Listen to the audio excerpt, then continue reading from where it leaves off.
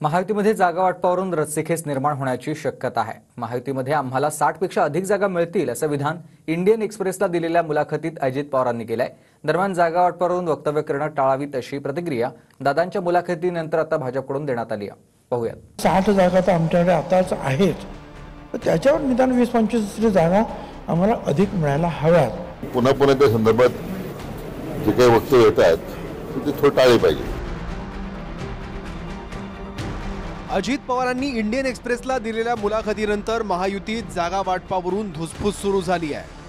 अजित पवारांच्या मुलाखतीनंतर भुजबळांनी देखील TV9 मराठीच्या कॉन्क्लेव्हमध्ये 80 ते 85 जागा राष्ट्रवादीला मिळाव्यात अशी मागणी केली आहे। दरम्यान जागा वाटपावरून होणारी वक्तव्य टाळली पाहिजेत असं मत राष्ट्रवादीच्या नेत्यांच्या विधानानंतर राधाकृष्ण विखे पाटलांनी व्यक्त केलं। असं आहे की अजितदादांनी त्याच हिशोब सांगितला की आमच्या एकूण जवळजवळ जे आहे अपक्ष वगैरे आमच्याकडे जे आलेले आहेत, काही काँग्रेस पक्षातून सुद्धा आमच्याकडे आलेले आहेत, असं पाहता 60 जागा तर आमच्याकडे आताच आहेत, तर त्याच्यावर निदान 20-25 जागा आम्हाला अधिक मिळायला हव्यात अशी आमची धारणा आहे। त्यांनी इच्छा व्यक्त करणे काही शेवटी प्रत्येकाची इच्छा असते। महायुतीमध्ये जागा वाटपात जो निर्णय अंतिम होईल त्याप्रमाणे जागा निश्चित होतील आणि यापूर्वीच हे धोरण जाहीर केलेलं आहे की निवडणुकीनंतर महायुतीचा मुख्यमंत्री ठरणार आहे। त्यामुळे त्याच्यात मला वाटतं काही पुन्हा त्या संदर्भात जे काही वक्तव्य येतात ते थोडं टाळले पाहिजे।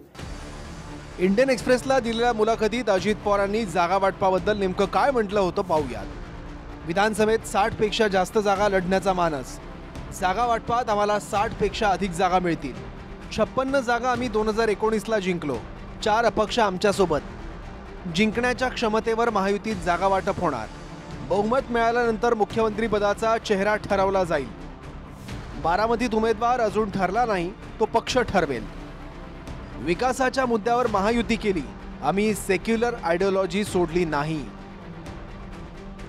अजित पवारांनी दिलेल्या मुलाखतीनंतर शिंदे गट आणि भाजपनं देखील जागा वाटपावर प्रतिक्रिया दिली आहे। जागा वाटप अजून झालेलं नाही, मात्र जिंकून येण्याच्या निकषावर जागा वाटप होणार असल्याचं स्पष्टीकरण चंद्रशेखर बावनकुळे यांनी दिलं आहे।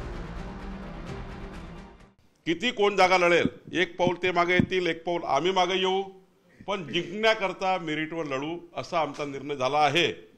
आता पक्ष म्हणून बोलावंच लागतं, मला एवढ्या जागा पाहिजे तेवढ्या जागा पाहिजे, पण जेव्हा एका प्लॅटफॉर्मवर येऊ तो प्लॅटफॉर्म असेल जिंकण्याचा, महायुती सरकार आणण्याचा, आणि महाराष्ट्रालाही ते अपेक्षित आहे आणि येणाऱ्या पुढच्या काळामध्ये या महाराष्ट्राच्या विकासाकरता हे अपेक्षित आहे असं मला वाटतं। अजितदादाचा तो कॉन्फिडन्स असेल, नक्कीच होऊ शकतं, परंतु आतापर्यंत आजच्या घडीला जागा वाटपाचा कोणताही फॉर्म्युला ठरलेला नाही। एकनाथ शिंदे साहेब असतील, देवेंद्र फडणवीस असतील, अजितदादा असतील, हे बसून हा फॉर्म्युला ठरवणार आहे। मग त्यामध्ये अजितदादाला किती, भाजपला किती, शिवसेनेला किती, हे एकदा फॉर्म्युला ठरल्यानंतर तो समोर येणार आहे, परंतु पक्षाला जास्त जागा असाव्यात हे प्रत्येक नेत्याचं मत असतं। राज्यातील विधानसभेच्या निवडणुका अवघ्या काही महिन्यांवर येऊन ठेपल्या आहेत, त्यामुळे जागा वाटपावरून जरी दावे प्रतिदावे सुरू असले तरी आगामी काळात कोणत्या पक्षाला किती जागा मिळणार हे पाहणं महत्त्वाचं असेल।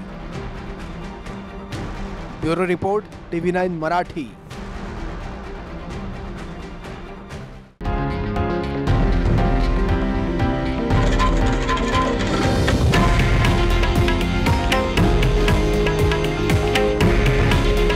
हे आहे देशातील नंबर 1 न्यूज नेटवर्क आणि आपण पाहत आहात TV9 मराठी। काळजी तुमची, हित महाराष्ट्राचं।